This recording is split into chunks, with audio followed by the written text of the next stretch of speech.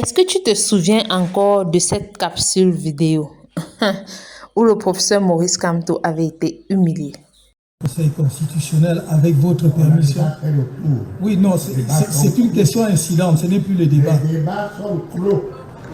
C'est plus le débat, Monsieur le Président, c'est une question incidente.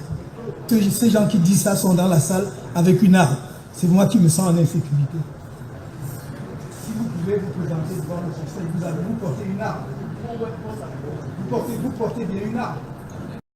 Ce même jour, la candidature du professeur Maurice Kamto a été rejetée par le Conseil constitutionnel. Et depuis lors, depuis la vidéo précédente, la vidéo que vous avez regardée, le professeur Maurice Kamto n'a plus fait d'apparition. Il est resté silencieux. De partout au Cameroun, sur les réseaux sociaux, dans la société, les gens se demandaient où est passé le professeur Maurice Kamto. Est-ce un silence stratégique pour rebondir?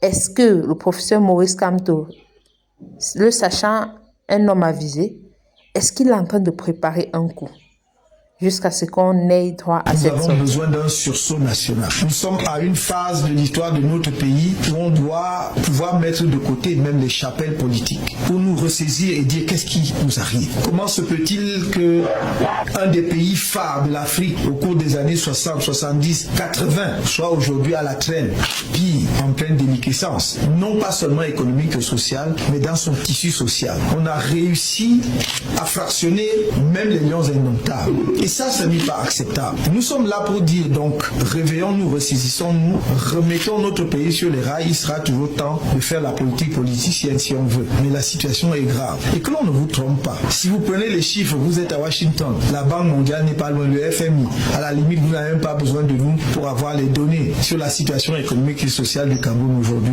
J'écoutais tout à l'heure un groupe d'experts économistes nous dérouler un tableau comparatif de la situation du Cameroun et de la Malaisie. Le Cameroun, en 1960, avait le même PIB par habitant que la Malaisie. Aujourd'hui, je crois, j'ai pu retenir les chiffres, mais le PIB de la Malaisie est multiplié, fait 10 fois, ou si je ne sais plus combien, 17 fois le PIB du Cameroun. 17 fois. La Corée du Sud, pareil. Donc, sans même espérer être au même niveau de développement que ces deux pays, nous aurions dû au moins préserver ce que nous avions dans les années 80, à la fin des années 80. Mais même cela, nous n'avons plus. Donc, ce n'est pas, je ne sais quelle sorte de critique, vaine critique pour la critique, que l'on s'attaque à ce que le régime actuellement en place fait au Cameroun. C'est un désastre. Je crois qu'eux-mêmes, je ne sais pas, il va falloir qu'à un moment donné, ils se secouent un peu pour se réveiller, pour réaliser qu'ils sont en train de mener le pays à la catastrophe. Ça n'est bon pour personne. Que l'on ne vous trompe pas en parlant de « je suis originaire de » non, c'est tout le Cameroun qui souffre. Quand vous allez à l'hôpital, on ne fait pas de distinction. Quand j'ai entendu ces fumisteries, le tribalisme, le modernisme, je dis où on est. Lorsque vous allez à l'hôpital, vous demandez le nom de l'infirmière ou son identité, vous remettez votre santé entre ses mains. Il ou elle peut être originaire de n'importe quelle région. Mais on veut vous faire croire que désormais, vous devez savoir d'où vient l'infirmier ou l'infirmière ou le médecin pour être sûr qu'il vient bien de votre région et que votre santé donc sera sauve. Ça n'a pas de sens.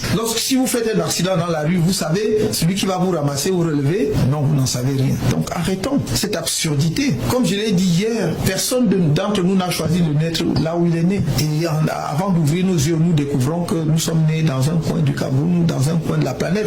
On aurait pu naître au pôle Nord ou ailleurs. Ce qui importe, c'est de regarder chaque être humain avec le respect qui lui est dû en tant qu'être humain, de respecter sa dignité. Et si vous avez des griefs contre lui, d'avoir ces griefs sur la base de son comportement et non pas de préjugés grégaires. Il n'y a pas de communauté parfaite, il n'y a pas de pire communauté dans l'absolu. On trouve ce qu'il y a de bien et de meilleur dans toutes les communautés humaines. Et seul cela doit guider notre comportement vis-à-vis des autres. Le jour où nous allons comprendre cela et que nous allons nous mobiliser en tant que collectivité nationale exceptionnellement dotée du point de vue des ressources humaines, alors je vous ai dit, nous aurons 10 ans pour changer la face du Cameroun, pas plus. 10 ans, vous ne le reconnaîtrez plus. Je le dis parce que nous travaillons là-dessus tous les jours. Dès le premier jour J1, lorsqu'on sera en capacité de gouverner le Cameroun, vous verrez qu'on déroulera le programme. On n'arrivera pas pour tâtonner, pour demander par quel bout on commence. Donc je voudrais que vous soyez confiants confiants pour terminer, que vous soyez confiants, que personne ne vous fasse douter. Nous allons passer encore par des moments difficiles parce que évidemment ceux qui sont